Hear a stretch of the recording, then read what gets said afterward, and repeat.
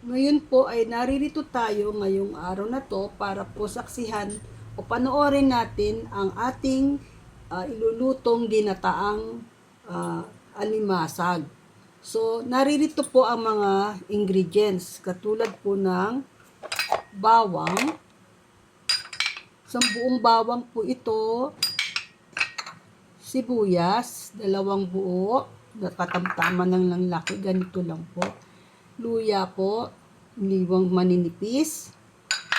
Tapos po, kamatis, mga dalawang malalaki din po, ganito kalalaki po. Tapos po ay ang gulay, hiniwa ko po ng malalaki dahil mamaya dudurugin po natin para mas malapot po yung ating ginataang alimasag.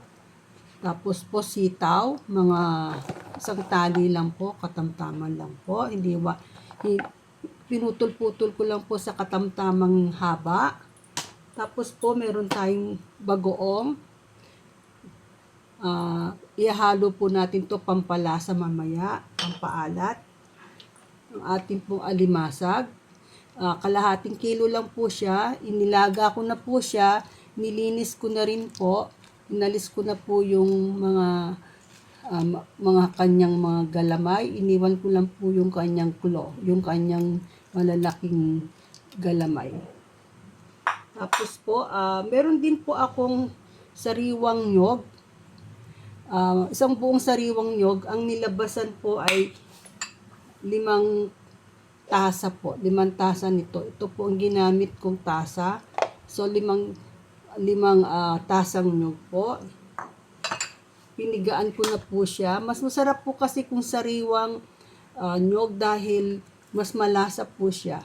Kaya sariwang nyog po ang ginamit ko. Meron din po 2 sili. Pero kung gusto nyo po ng siling maanghang, pwede rin po.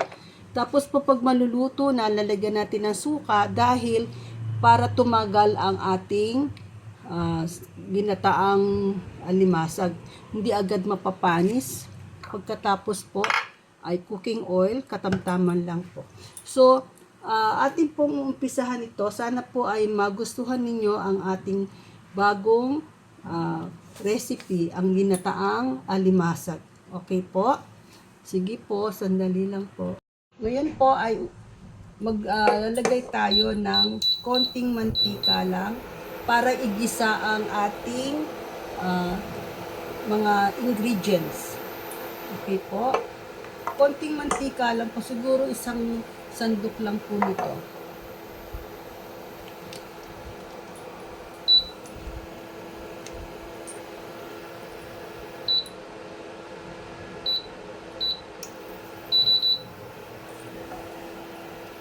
Ang ginamit ko pong mantika ay corn oil. Painitin lang po natin ng kaunti ang ating kawali. Pagkatapos po, pag mainit na po siya, ating po lalagay na ng mantika.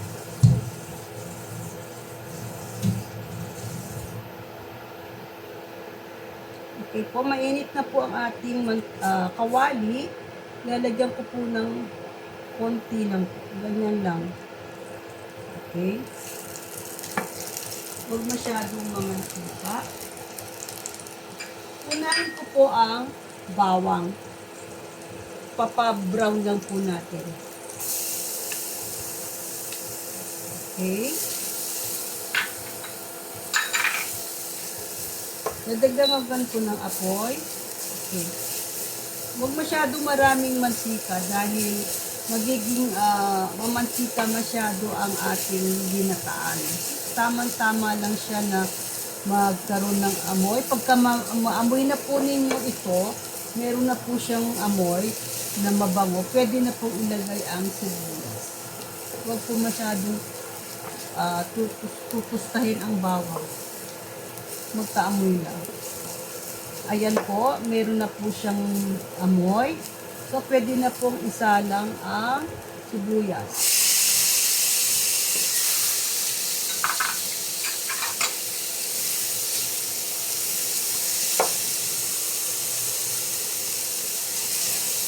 Ayan po. Pwede na rin pong isunod ang luya.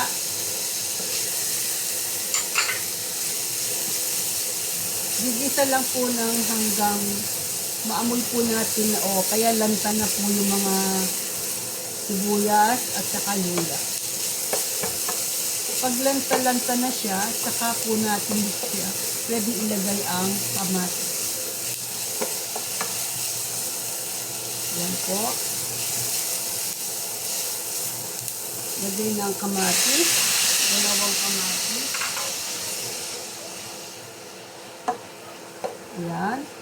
Durug-durugin natin yung kamatis para mas malasa po ang ating alimasag. Ginataang alimasag. Siguro mga 3 minutes lang po to. Yan. Siguro po pwede na yan.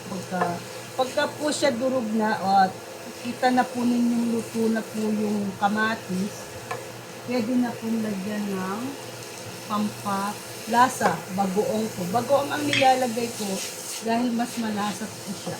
Nasubukan ko na po itong ilagay dahil nagustuhan po ng mga kaibigan ko nung niluluto ko siya. Yan po. Durug-durugin lang po natin siya habang ating iginigisa. Yan. Para makatas po ang maalis nakuha natin yung katas.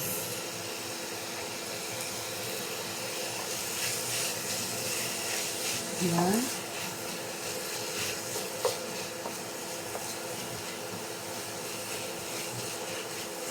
Okay po. Tapos po, pwede na pong ilagay ang konti lang po ilalagay natin bagoong. Yung sabaw ng bagoong na boneless bagoong. Huwag po ilalagay yung mga pinik. Okay. Ayan po. Luto na po ang ibang kamatis. Konti lang po ilalagay. Ayan lang. Konti muna siguro mga isang kutsarita lang muna. Dahil mamaya dadagdagan natin siya pagkakulang pa ang kanyang alat. Unahin natin ilagay ang kalabasa. Para pag malambot na po siya, pwede na ilagay ang harap. Kapalambutin muna natin yung kalabasa bago natin siya ilagay yung alimasag. Ngayon po, igigisang mabuti para hindi siya mapanis agad. Pwede na pong ilagay ang gata. Ilalagay na po natin yung limang cups ng gata. Hahayaan lang po natin siyang lumambot. Pag malambot na po, tsaka ako ilalagay yung alimasa. Papalambutin muna natin ang kalabasa. Siguro mga 10 minutes or hanggang siya ay lumambot. Okay po, hintayin natin siyang lumambot.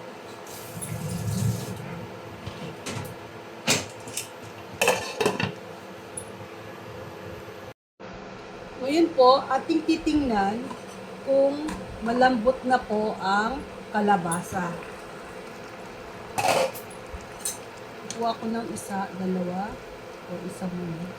Okay, malambot na po siya, kaya pwede po tayong kumuha ng konti para siya po ay digisin. Konti lang po ang kukunin para lang po mapalapot natin ang sabaw. Didigisin po natin siya para po meron tayong para lumapot yung sabaw. Masarap kasi pag medyo malapot yung sabaw. Dudurugin lang po natin ng konti yung ibang kalabasa. Huwag naman po lahat. Konti lang po ang durog para hindi naman po maging durog na durog yung kalabasa. Konti lang po ang kukunin natin duruging kalabasa. Para lang po lumapot yung sabaw. Masarap po kasi pag malapot yung sabaw ng ginataang alimasag. Konti lang po, oh. Tingnan nyo, konti lang po ang dinurog ko para lang po mamaya paglagay natin ng ibang gulay, malapot po siya. Dagdagan po natin ng apoy. Okay. Yan, medyo malambot na po siya, kaya pwede nang durug-durugin. Ayan po. Ngayon po, pwede nang ilagay ang crabs.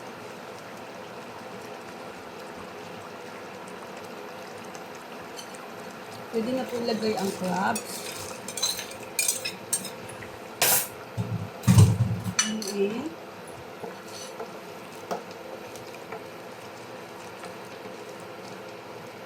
Pakuluan ng kaunti pa.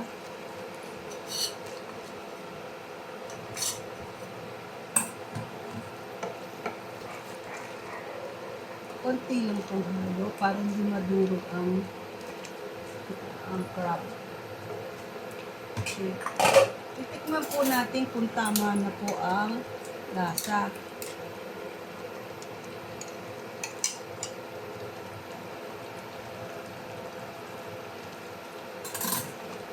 Mamaya natin dadagdagan ng lasa dahil baka umalat. Papakulan pa ulit natin ng mga 5 minutes po para ma-absorb yung lasa ng crab o ng alimasa. Okay po. Ngayon po ay ilagay na, tikman muna natin mabuti kung tama na po ang lasa niya. Ilo-ilo ng konti, baka siya ay masunog. Pagkakulang po, pwede dagdagan ng konti.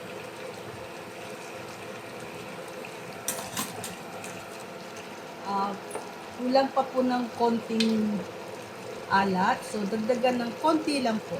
Mga kalahating kutsarita. Yan. Ganyan lang. Okay. Haluin para ma-blend ang lasa ng alat. Tapos po, pwede na pong ilagay yung nahugasang sitaw. At yung sili. Yung dalawang sili. Huwag pong pipigain kasi baka po maanghang at baka meron po kayong anak na maliit, maanghangan po siya.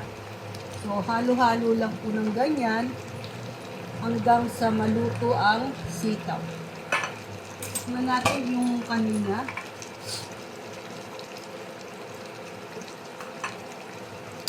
Okay. Takpan muli at hintayin umambot ang sitaw. Mga after 5 to 10 minutes po. Okay po.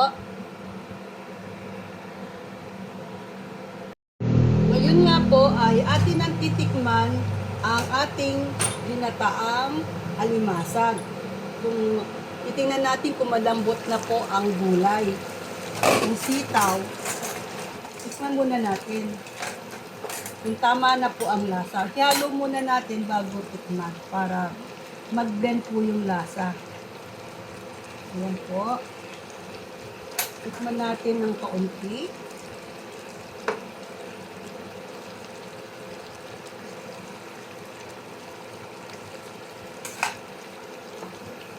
Check natin yung sitaw kung luto na.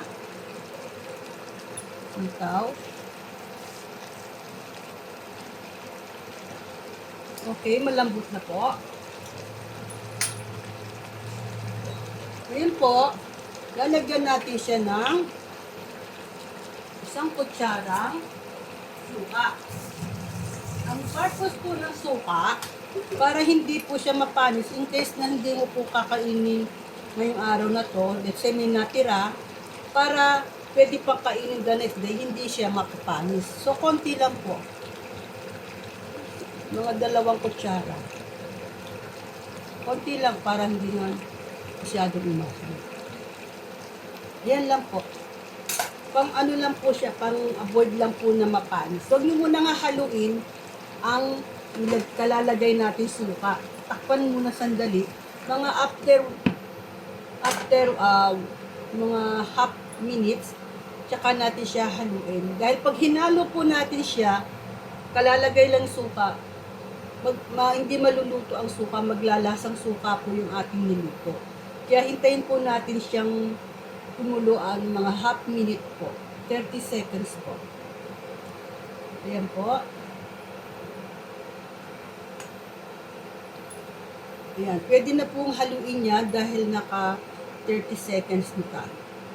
Okay? Hinalo para mag-blend po yung lasa. Ngayon mapapansin po ninyo, yung ibang kalabasa po ay dinurog ko para medyo malapot po ang ating ginataang alimasag. Yan po. Pero nagtira naman po ako ng buong kalabasa para meron naman pong gulay. Tsaka po, mas masarap siya pag malapot. Kulang pa nga ang lapot niyan dahil hindi masyado malapot malagkit yung kalabasa. Okay?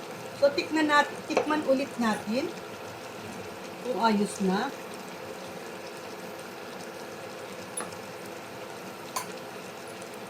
So, para sa akin, tama na po ang lasa. Ngayon po, titikman na natin ang ating nilutong ginataang alimasag. Madali lang po siyang gawin.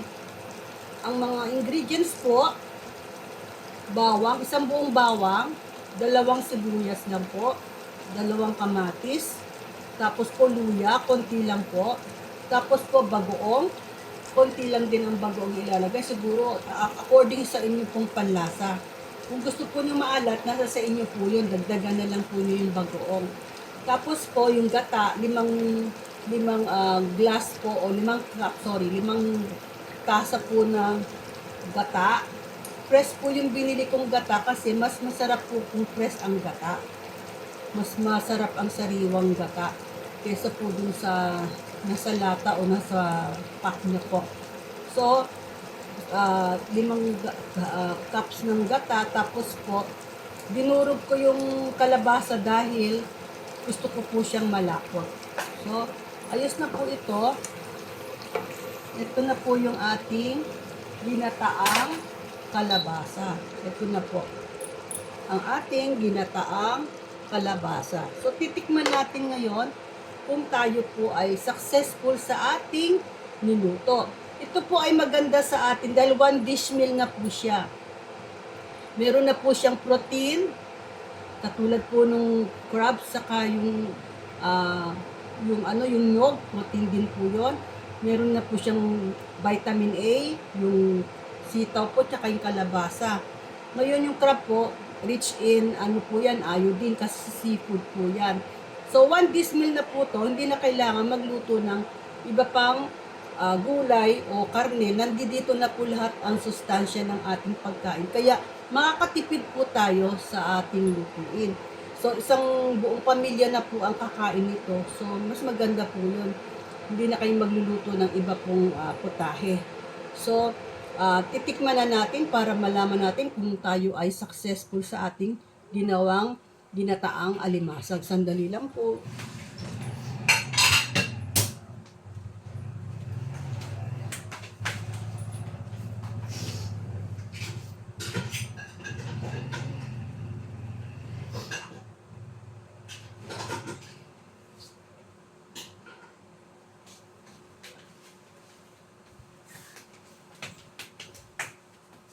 Kuha tayo ng konting sabaw at saka alimasag. Konting, saka yung kanyang, tingnan nyo, medyo naging malapot na po. Kuha tayo ng kalabasa. Sabaw at yung sitaw. Tikman natin kung masarap, kung successful ulit ang ating pagluluto.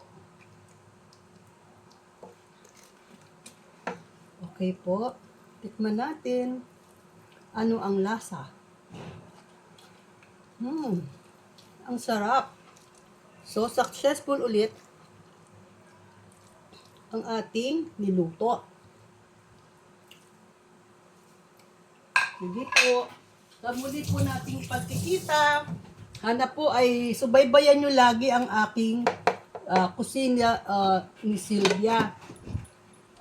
So, salamat po sa muli ninyong panonood sa aking inihandang lutuin na ginataang alimasag po. So, marami pong salamat muli sa inyong panonood. Sana po nagustuhan ninyo ang aking niluto sa araw na ito. Paki-like and subscribe po ninyo ang aking niluto ngayong araw na to sa kusina ni Sylvia. Marami po salamat muli at God bless po sa ating lahat. Thank you po. Ito po ang ating ginataang kalabasa. Sana po nagustuhan ninyo to. Nasarap po to. Sige po, subukan nyo rin po magluto. Okay po. Ito na po ang niluto kong ginataang alimasag. Marami pong salamat sa inyong panonood.